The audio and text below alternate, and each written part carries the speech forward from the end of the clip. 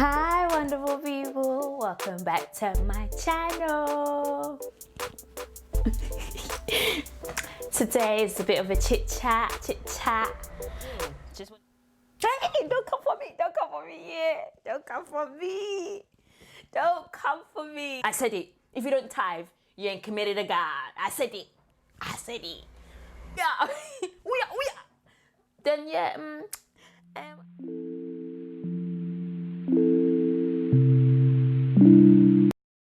just want to show you what I'm eating today. Your girl's trying to get trim, you see? I'm trying to lose that weight.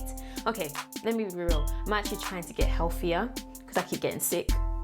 So, about godly men. Signs to look out for in a godly man. So, a bit of background. I'm not looking for a godly man anymore. I've been married 6 years now. Met my husband at uni and blah blah blah. How we met, story will come another time. But anyway, sign number 1 of what to look out for in a godly man. Is he committed to Jesus?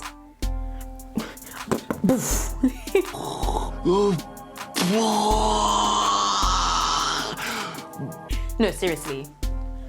You'd be surprised how many young girls or young women will kind of turn a blind eye to a man who's not serving God in the search of getting a man. And girl, if you will be Christian, if you call yourself a Christian girl, woman, you say you're saved, or you believe in the principles of Christianity, then the fundamental thing, as the Bible says, is that you have to be equally yoked. So, as I said, tip number 1, is he committed to Jesus? If he can't be committed to Jesus, or he's not committed to Jesus, where's the sign of him being committed to you? Second thing, you don't want no man who's calling you at all times, booty call hours. And I don't say it like, oh, no one can tell me what to do. But there should be an element of self-control and self-respect where he's not calling you at random times, speaking to you a certain way. Let me put this down. I have a bit of a testimony about this, yeah? When me and my husband were dating, I remember he came to my house, and I've got 2 brothers. I'm the only girl on my mum's side anyway. And he was really tired, and I was working on a computer. And he was just like, oh, can I sleep? I'm like, yeah, just jump on my bed. Just jump on my bed. It's not a problem. I'll leave the door open. Accountability, accountability. He's like, nah, I'll sleep on the floor. Say what?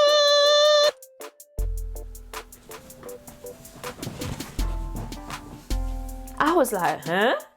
Why? I'm not sleeping in the bed. He was just like, no, I'll sleep on the floor. I don't want to even the appearance of evil to come across. That even my own brother was just like, bruh, is he all right? I'm like, yes, he's a man of God. That's what men of God are supposed to do. To have some level of self-control, that they have standards, There should be an element of standards. Because I must admit, like,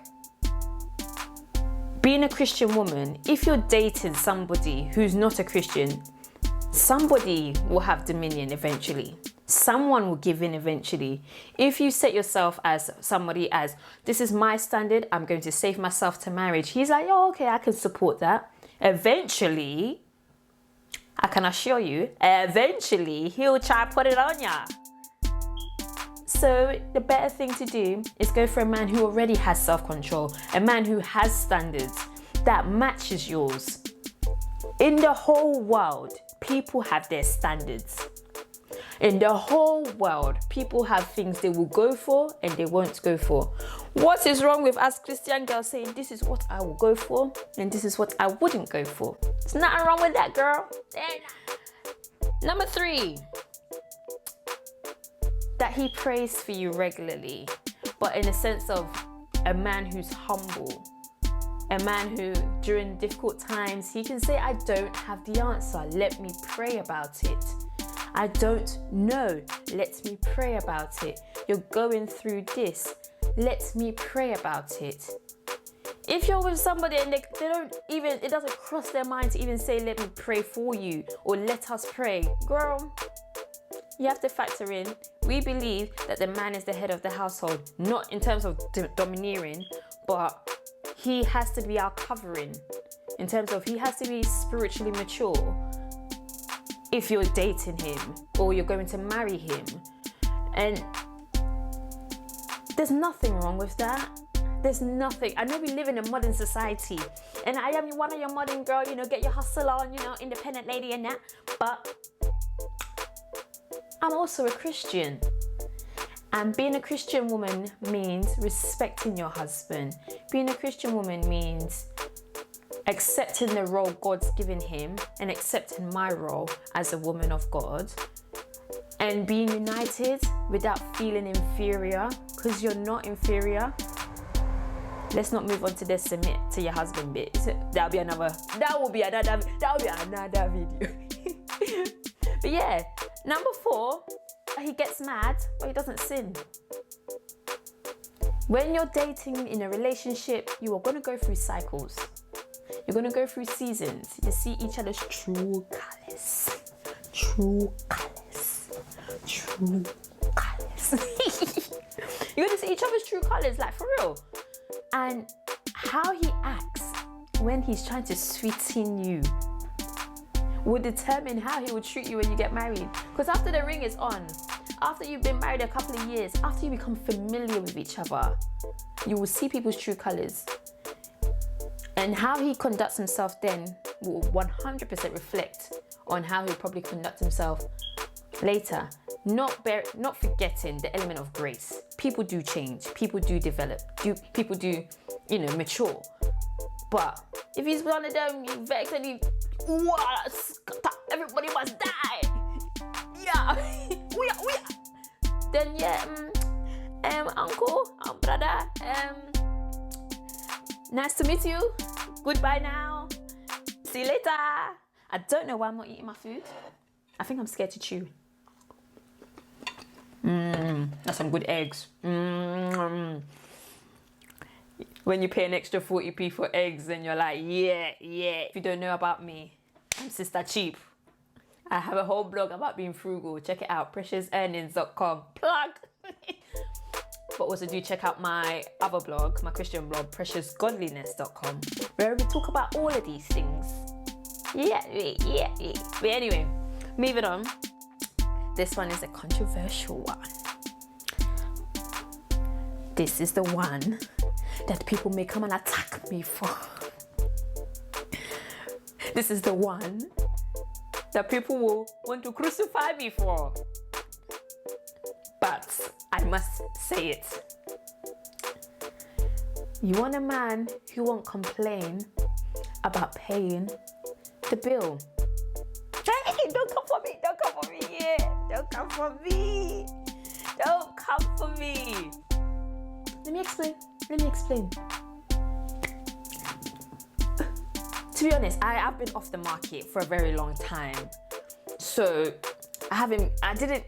it's been nearly 10 years since I haven't been on, the dating life, let's split the bill. That's another thing. But funny enough, in being married for this long, me and my husband's money's together, our money's together, everything's together. I know what's in there, what's coming out. But my point is not, let's look beyond the pain of the bill. I want us to focus on a man that has a spirit of generosity. A generosity as in generous with his time, generous with his money, in terms of giving. A man who doesn't tithe is not a man who's committed to God. I said it. If you don't tithe, you ain't committed to God. I said it. A man who doesn't give in church, our tithe is mandatory, but offering it shows your heart and how committed you are to God and everything.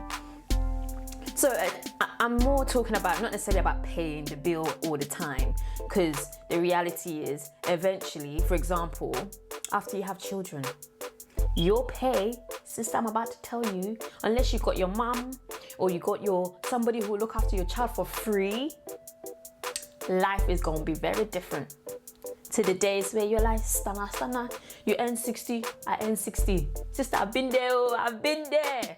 Sister, I've been there. But yeah, like, you want somebody who's generous with their time, their heart, their money, and not necessarily just to give to you, but in life in general. Like, it matters. Number 6. We are on number 6 now. We've got it far. Thanks for watching this far. Number 6. Watch how he treats women around him, how he treats his mum, how he treats his sister, how he treats that auntie that's not his real auntie. Watch how he treats the women around him, because it shows the virtue of kindness. It shows how he interacts with women. Does he have respect for them? Because people that you're familiar with, you will show your true colors to. Let's be real. The people you're familiar with, you show your true colors to. When you see how he's treating his mom, his sisters, his cousins, females around him, that determines an element of godliness. It really does. So do look out for that when you're dating a man or seeking a man or being with somebody. And number 7, last but not least, you want a man who can keep a job. Has he got a job? Do you have a job? You know, we live in this generation, you know, us millennials and that, trying to get our hustle on and that, trying to, you know, live it up and that.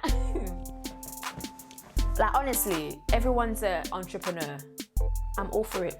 Your girl's trying to be an entrepreneur out here too. But I have a job. And this is me talking to myself. Let your job be the leverage in your hustle until your hustle becomes your job, becomes your main source of income. We don't want no, I'm a hustler. What do you do for a living? I'm a businessman. No, we're not in Africa where someone can throw them bars and it works. And sorry if you're watching and you're in Africa and he says he's a businessman. If he is and it's legit, cool. But please, you want somebody who can hold down a job. It shows endurance, it shows commitment, it shows that they can hold on to something, which means they can hold on to you. And I hope that these 7 tips will help you seek out the signs when it comes to being with a godly man, wanting to date and marry a godly man, and do not compromise. I made a decision in 2010 when I got saved that, let me rephrase, the next person I'm with will be my husband. I ain't got time to be testing waters. I'll go, if I was to go on one date, but I was like, God, please, the next man I'm with, let him be my husband. And not everyone get it that easy. I had it that easy because me and my husband were friends before we even got together. But have the standard that see yourself how God sees you. You're fearfully and wonderfully made. Meaning, you ain't got time for riffraffs. Riffraff who? Riffraff ha. Bah. You don't have time. I don't have time for you. Them hooligans who think, oh, I want a good Christian girl still. No. I've got standards. And I want a good Christian man. Yeah. But then you've got the element of, well, Christian men are boring, stiff. Don't let those things deceive you. The man for you will be the man for you. Just don't compromise, because the worst thing is to be married and miserable for life. Oh, being married and miserable. Ha! Being married is not the be-all and end-all of our Christian walk. Having a relationship with Christ is our end-all and be-all. When you have that in check, God will honor your heart's desires if it's according to His will. So that's it from me today.